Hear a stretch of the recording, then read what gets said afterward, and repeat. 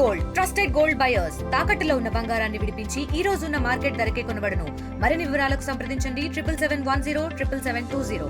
Sir ఇప్పుడు రేవంత్ రెడ్డి తీసుకొచ్చినటువంటి GO 9 దాంతో బీసీలకు రిజర్వేషన్ 42% దక్కేటువంటి అవకాశం ఉంది. కాంగ్రెస్ పార్టీ ఎన్నికల మేనిఫెస్టోలో కామారెడ్డి డిక్లరేషన్లో విద్యా ఉద్యోగాలు అదేవిధంగా రాజకీయ రిజర్వేషన్లు కల్పిస్తామని చెప్పింది. సరే, ఇప్పుడు జరుగుతున్న చర్చ రాజకీయ రిజర్వేషన్లు సర్పంచ్లుగా, ఎంపీటీసీలుగా, ఎంపీపీలుగా, జడ్పీటీసీలుగా, జిల్లా పరిషత్లుగా నిన్న వారు 42% చేశారు. అంటే గంత చదువుకోని వాళ్ళు ఎవరున్నారు, గంత అవగాహన లేని వాళ్ళు ఎవరున్నారు ఈ కాలంలో? ఇవాళ సుప్రీంకోర్టు ఎన్నెన్ని జడ్జిమెంట్స్ ఇచ్చింది. కేవలం బ్లఫ్ చేయడానికి, మోసం చేయడానికి, కాలం గడపడానికి, ఎన్నికలను పోస్ట్పోన్ చేసుకోవడానికి ఎత్తుగడ అనేటువంటిది రాజ్యాంగ నిపుణులు చెప్తున్న మాట. ఇవాళ చెవు పెట్టి ఆలోచించేయాలి తప్ప ఇది వ్యవస్థ నడుపుతున్నాం, డ్రామా కంపెనీ నడుపుతలేము. కాబట్టి నేను అంటున్నా, నువ్వు సమగ్రమైన రిపోర్ట్ సబ్మిట్ చేయకుండా, కోర్టులను చట్టబద్ధంగా నువ్వు కన్విన్స్ చేయకుండా ఇది అయ్యే ప్రసక్తి లేదు. కాబట్టి నువ్వే అనుకుంటున్నావు నేను పోయి చీఫ్ జస్టిస్తో మాట్లాడతా అంటే ఏమన్నా భూలపైన ఇది?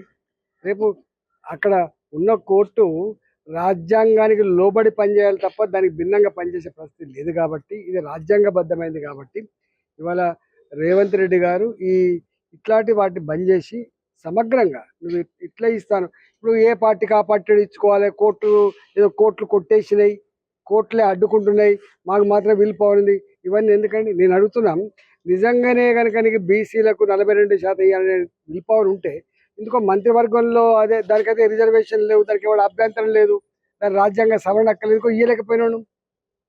నిజంగానే 42% కనుక బీసీలకు ఇచ్చేది నిజమే అయితే ఇవాళ నీ క్యాబినెట్లో 42% బీసీలు ఉన్నారని చెప్పండి.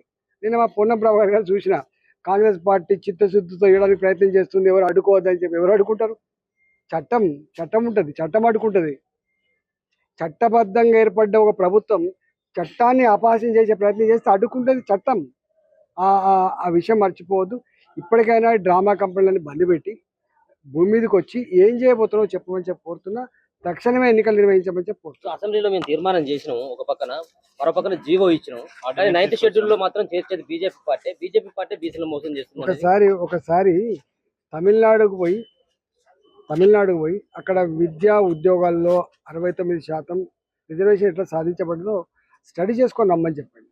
ఇట్లా మిడిమిడిగా వాళ్ళు ఇన్ని సంవత్సరాల కాలం పాటు 20-21 మంది రిటైర్డ్ ఐఏఎస్ ఆఫీసర్లను వేసి సంవత్సరాల తరబడి సర్వే చేయించి మొత్తం వాళ్ళ విద్య, ఉద్యోగ, సామాజిక, ఆర్థిక అన్ని రంగాలను పరిగణ తీసుకొని వాళ్ళు చెప్పగలిగితే అప్పుడు సుప్రీంకోర్టు కన్విన్స్ అయింది తప్ప, హైకోర్టు కన్విన్స్ అయింది తప్ప, లేకపోతే లేదు.